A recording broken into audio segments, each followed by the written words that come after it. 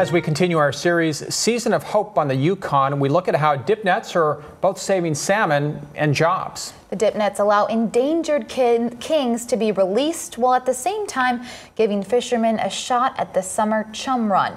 KTVA's Rhonda McBride joins us now with a look at how it's putting money in some people's pockets. Rhonda. Joe and Emily, gillnets, the traditional gear for the Yukon, are highly efficient.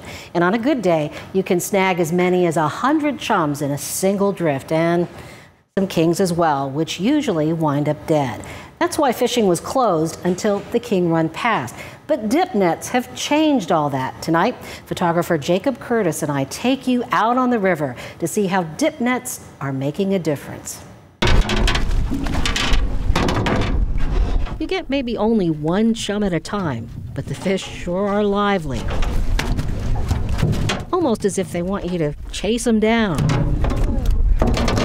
Sometimes the net comes up empty, so you try again. And again. Dip netters say the work is hard on your back, but Lorraine Murphy and her crewmates are determined. The dip netting is also compatible with the Yupik culture's emphasis on teamwork. Glenn Kameroff has gotten pretty good at multitasking, handling the dip net while steering the boat. With 3 dip nets deployed, the catch piles up. Still, hard to imagine how fishing at this pace can keep a processing plant busy. But the dip netters are responsible for putting almost 2 million pounds of chums through Kwik'pak, more than $1 million worth of salmon.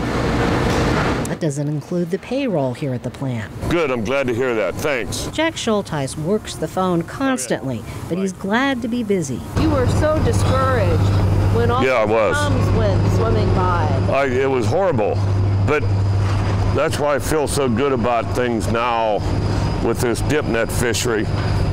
You know, to be 1 million pounds ahead by, this time of the year. During the gill netting days, Fish and Game let a lot of chums swim by, even when kings made up only 1/10 of the catch. So we were just shut down, just could not fish.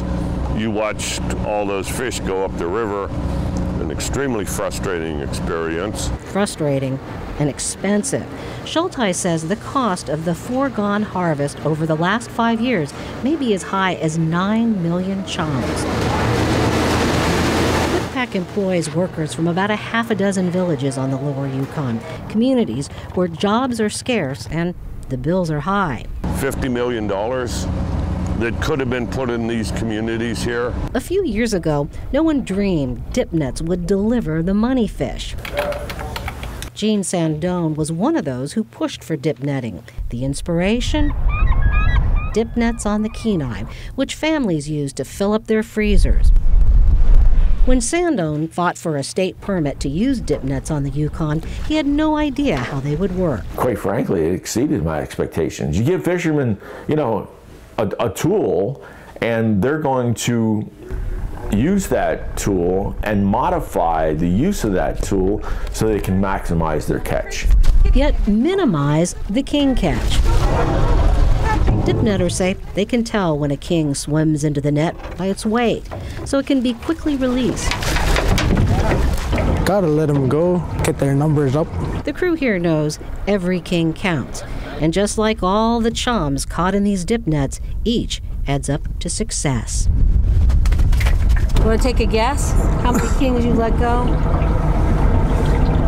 Should be close to 100 right now. Kings that may very well help mark the beginnings of a season of hope.